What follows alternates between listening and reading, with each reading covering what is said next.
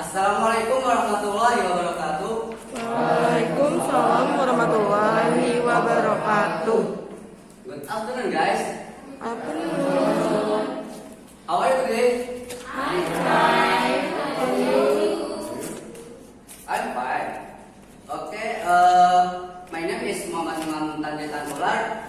I from Group 9 and I going to explain about education and development.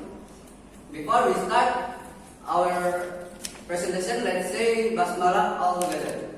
Bismillahirrahmanirrahim. The first slide, outline. So, which we going to discuss definition, types of development, relation, deficiencies and advantages, and conclusion. Next slide. Definition. Education is an effort into human beings. Pendidikan adalah apa yang ada dalam diri manusia. Pada hakikatnya, pendidikan untuk meningkatkan skill dan kemampuan manusia itu sendiri. Development is an effort out of human beings. Pembangunan adalah apa yang keluar dari dalam diri manusia tersebut. Jadi setelah manusia itu melakukan proses pendidikan, maka manusia tersebut akan menghasilkan yang namanya pembangunan. Types of development. Number 1, physical development. Example, building, highway, bridge, and etc.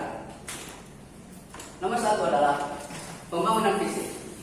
Pembangunan fisik adalah pembangunan yang berwujud atau tampak nyata. Contohnya itu seperti bangunan, jalan raya, jembatan, dan lain sebagainya. And then number 2, non-physical development. Example, character, culture, social, etc. Nomor 2 adalah pembangunan non-fisik. Pembangunan non-fisik adalah pembangunan yang tidak berwujud, artinya tidak berbentuk nyata seperti pembangunan fisik yaitu bangunan dan lain sebagainya. Untuk contoh dari pembangunan non fisik ini seperti karakter, sifat bawaan seseorang, culture, budaya, kebiasaan masyarakat, sosial, cara mereka berinteraksi dan sebagainya. Next slide. Relation, education and development in Indonesia. Education occupies a central position in development because the goal is to improve the quality of human resource. With good quality human resource, development can run well. Artinya adalah pendidikan adalah pusat dari pembangunan. Karena pendidikan tersebut bertujuan untuk meningkatkan sumber daya manusia tersebut. Dengan sumber daya manusia yang meningkat, maka pembangunan akan dapat berjalan dengan lancar. Next slide. Deficiency. Number 1, development in Indonesia is still uneven. Kekurangan. Nomor 1 adalah pembangunan di Indonesia ini kurang merata. Kenapa pembangunan di Indonesia ini kurang merata? Karena banyaknya pulau-pulau di Indonesia dan termasuk luas wilayah Indonesia ini termasuk luas sekali. Dan juga letak geografisnya Indonesia ini berbagai macam. Ada yang berbukitan, ada yang dataran rendah dan sebagainya. Dan juga pembangunan yang merata kebanyakan terjadi di wilayah yang dataran rendah. Number 2, human quality is still low.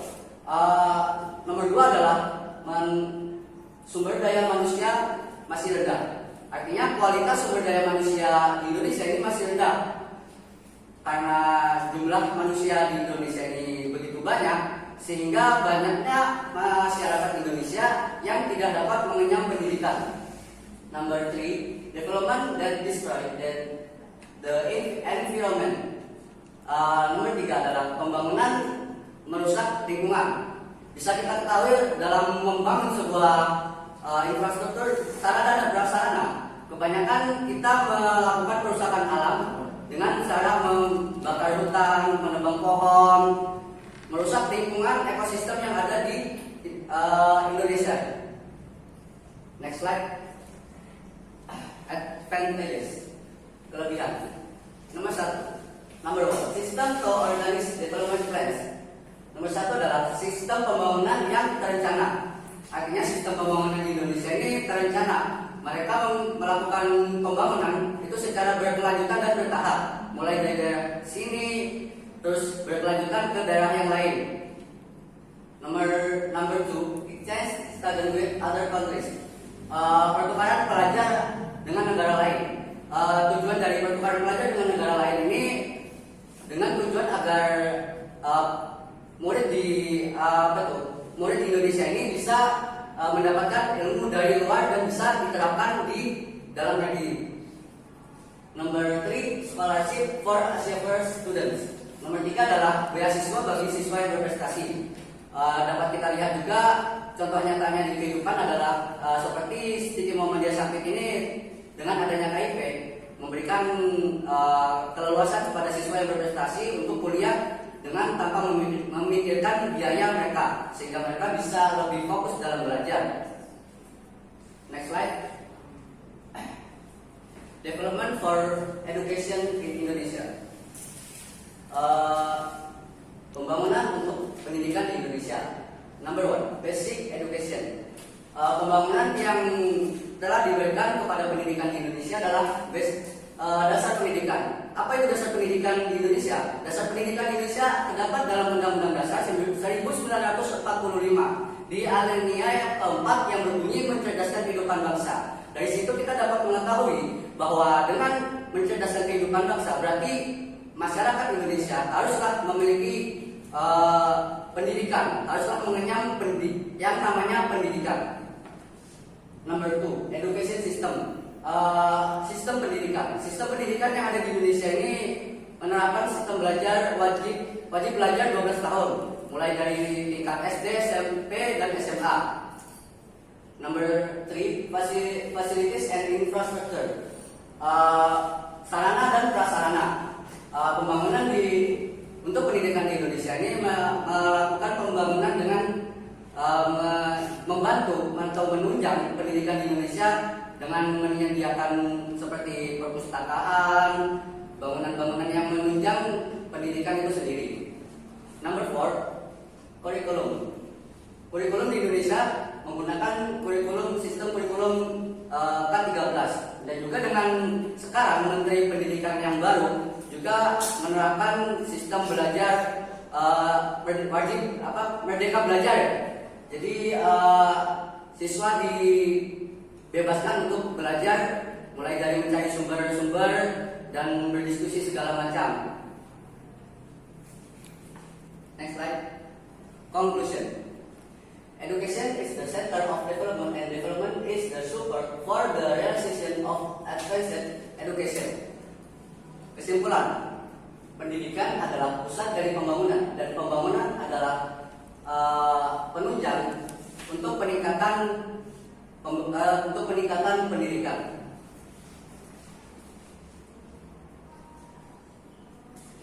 Do you have any question, guys? Saya Silakan, Saudari Ais. sebelumnya perkenalkan, nama saya Sikresha. Saya dari kelompok 5. Saya ingin bertanya mengenai development for education di Indonesia. Tadi bagian poin kedua, education system, itu Bapak menjelaskan bahwa Indonesia itu wajib 12 tahun pendidikannya. Jadi bagaimana sih pendapat atau solusi Tatan mengenai orang yang putus sekolah? Seperti itu. Next question, guys. Silakan, Saudari Dita. Perkenalkan, nama saya Dita Tika Sulis dari kelompok 2. Saya ingin bertanya kepada Imam mengenai pembangunan fisik yang sudah dijelaskan. Seperti yang kita ketahui, permasalahan pembangunan fisik yang seringkali kita temui di beberapa sekolah, seperti halnya penggelapan dana yang seharusnya untuk membangun sarana dan prasarana, tetapi tidak terlaksana karena dana yang disalahgunakan. Kira-kira bagaimana pendapat kamu mengenai permasalahan yang seringkali terjadi di beberapa sekolah ini? Kayak misalkan apa yang akan Anda lakukan apabila Anda mendapati oknum-oknum yang Anda jelas melihat bahwa adanya penggelapan dana tersebut? Bisa dimengerti? The last question. Oke, silakan saudara Intan. Perkenalkan, nama saya Intan Nuraini Husaini dari kelompok 4. Baik, saya akan menanyakan di bagian sarana dan prasarana. Jadi di beberapa tempat, khususnya di daerah perkotaan, banyak sekali beberapa sekolah tersebut tidak tercukupinya sarana dan prasarana. Bagaimana pendapat Anda dan bagaimana cara untuk sarana dan prasarana tersebut ada di sekolah tersebut dengan mungkin dengan kreativitas kita sendiri gitu, sebagai nanti kan akan menjadi guru di akan masa depan gitu. Sekian, apakah bisa dimengerti? Oke, terima kasih atas pertanyaannya. Akan saya tampung dan saya merangkum dulu kata-katanya. Oke, terima kasih.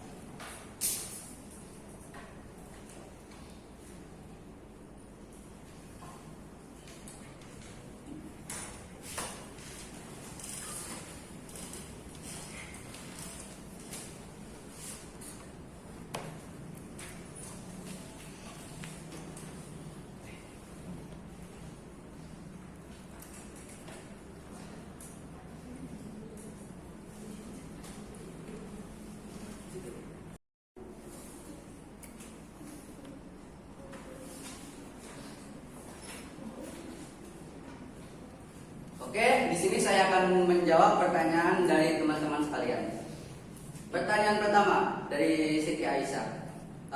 Menurut pendapatmu bagaimana dengan siswa yang putus sekolah? Kan sistem pendidikan Indonesia ini kan wajib belajar 12 tahun, tapi kenapa masih ada siswa yang putus sekolah?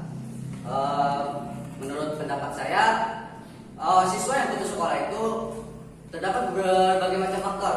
Faktor yang pertama karena dari orang tuanya yang tidak sekolah sehingga membuat semangat anak untuk sekolah itu menjadi kurang. Yang kedua, kemampuan ekonomi, karena kemampuan ekonomi setiap orang tua pasti berbeda-beda, sehingga orang tuanya menyarankan untuk tidak bersekolah dan membantu orang tuanya untuk bekerja. Faktor yang ketiga itu kurangnya motivasi untuk anak agar bisa bersekolah. Biasanya faktor kurangnya motivasi karena si orang tua ini tidak menyemangati anaknya untuk sekolah agar anaknya itu menjadi sukses. Dan juga faktor yang paling penting ini adalah karena adanya mindset bahwa orang yang berpendidikan itu belum tentu sukses. Bahwa bisa kita lihat dengan langsung dengan pengamatan langsung dengan banyaknya pengangguran di Indonesia, berapa mereka itu sudah sarjana ya. Menurut pendapat saya solusinya itu dimulai dari keluarga dulu. Kan ada nih, pendidikan tuh terbagi menjadi dua, pendidikan informal dan pendidikan formal. Pendidikan informal itu pendidikan dari lingkungan dan dari orang tua. Karena keluarga adalah madrasah yang pertama bagi anak. Sehingga orang tua berperan sangat penting terhadap mau tidaknya anak tersebut untuk bersekolah. Dan juga untuk pendidikan formal juga harus dicari bagaimana solusinya untuk menjadikan sistem pendidikannya itu menjadi lebih efisien, tidak banyak teori, juga harus mengasah skill dan kemampuan. Dan juga yang paling penting menurut saya itu adalah diajarkan kepada siswa untuk memiliki si jiwa berwirausaha, entrepreneurship, memiliki ilmu keuangan dan lain sebagainya. Oke, mungkin itu saja jawaban dari saya. Baik, terima kasih Saudara Tatan.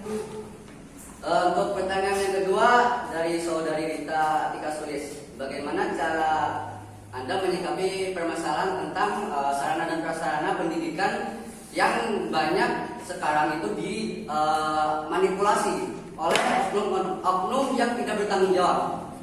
Oke, menurut pendapat saya, apabila saya menemukan oknum yang melakukan penggelapan uang terhadap dana yang digunakan untuk seharusnya digunakan untuk pembangunan infrastruktur sarana dan prasarana sekolah, itu kita laporkan kepada pihak yang berwajib.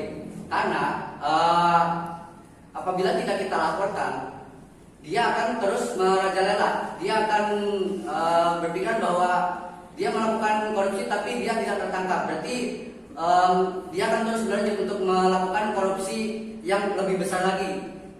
Awalnya dia ini kecil melakukan korupsi, karena tidak ketahuan dan dibiarkan saja, maka dia akan melakukan korupsi yang lebih besar. Maka dari itu kita harus melakukan penanganan sedini mungkin dengan menindaklanjuti dengan cara melaporkan kepada pihak yang berwajib.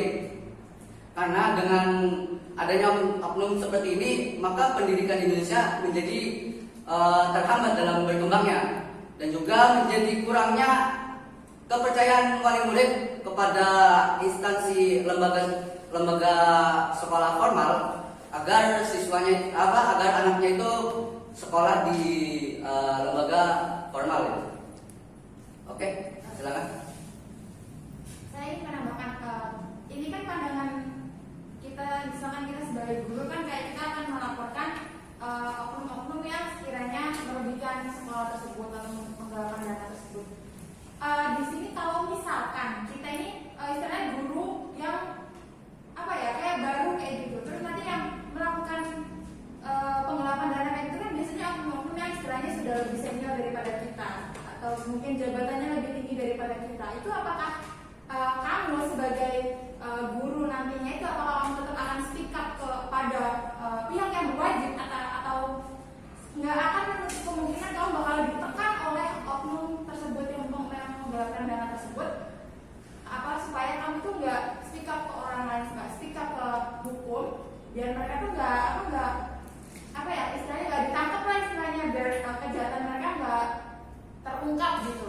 Apakah kamu tetap akan speak up ke pihak yang berwajib ketika kamu memiliki istilahnya apa ya, bukan derajat, istilahnya kayak pangkat yang lebih rendah dibandingkan oknum yang memiliki kamu lebih tinggi daripada kamu? Oke, terima kasih atas tanggapannya.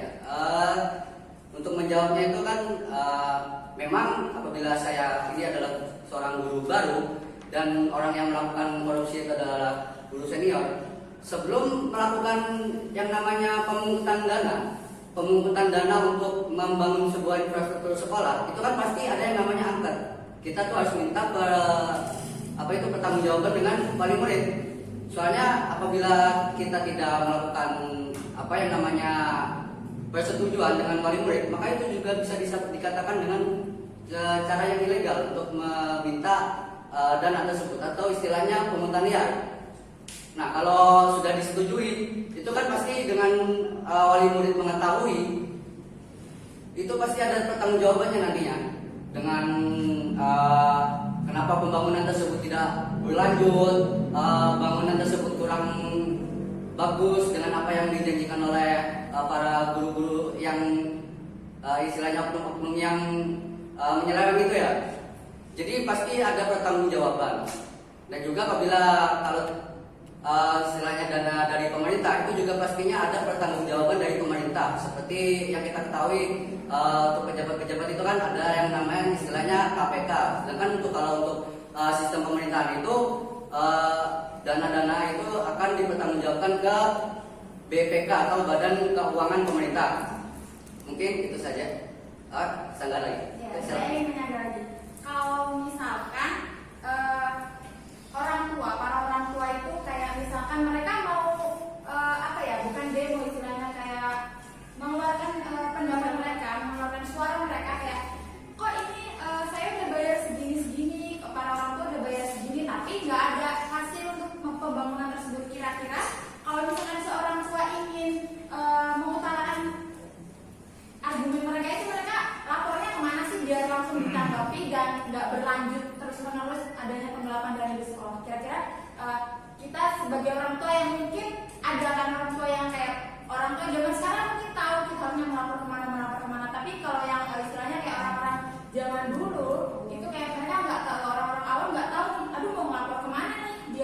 ditindaklanjuti gitu. Kalau untuk hal tersebut kita bisa bimbing mereka untuk melaporkan kepada polisi. Kan kita ini kan guru baru ya, kita guru baru ini tidak memiliki jabatan atau tidak memiliki sebuah nama, sehingga bisa kita arahkan dengan banyaknya orang tua itu kita arahkan untuk istilahnya melaporkan kepada pihak yang berwajib. Dengan banyaknya laporan-laporan yang dengan juga dikuatkan dengan bukti-bukti yang kuat, maka si oknum-oknum ini bisa ditangkap. Dan juga apabila kalau memang ada dari oknum-oknum ini yang tidak ada kaitannya dengan sistem kepengurusan sekolah, atau cuma hanya sebuah guru-guru yang istilahnya cuma senior, kita bisa membimbing mereka untuk melaporkannya ke bagian humas di sekolah. Karena itu kan bagian humas ini kan dia hubungan masyarakat, jadi dia orang yang mengatur bagaimana komunikasi dengan wali murid, permasalahan mereka, dan juga nanti dilaporkan ke kepala sekolah dan nanti ditindaklanjuti dalam sebuah rapat. Oke. Baik, terima kasih, Mam. Oke, sama-sama. Selanjutnya pertanyaan dari Intan Nur Aini. Jadi bagaimana menurut Anda tentang sekolah yang biarpun dia tuh tinggal di kota tapi bangunannya itu kurang memadai ya, kurangnya perhatian dari pemerintah. Menurut pendapat saya ini pihak sekolah itu bisa melakukan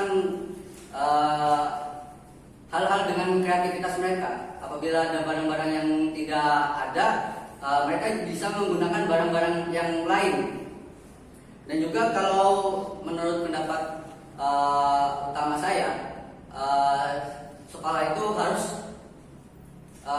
guru dan siswa itu harus memiliki komitmen yang kuat untuk membangun sekolah tersebut.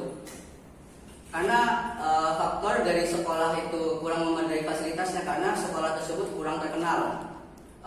Bisa dari terkenal dengan siswa yang nakal, terkenal karena siswanya kurang cerdas. Itu bisa antara guru dan siswa itu bekerja keras untuk membangun untuk membangun sekolah tersebut. Dan fondasi utama yang paling mendukung untuk perkembangan sekolah ini adalah guru, karena mereka yang membimbing dan mengarahkan si anak. Terima kasih. Okay, thank you. Okay, I think that's all. Let's me close by saying alhamdulillah all together. Assalamualaikum warahmatullahi wabarakatuh. Waalaikumsalam warahmatullahi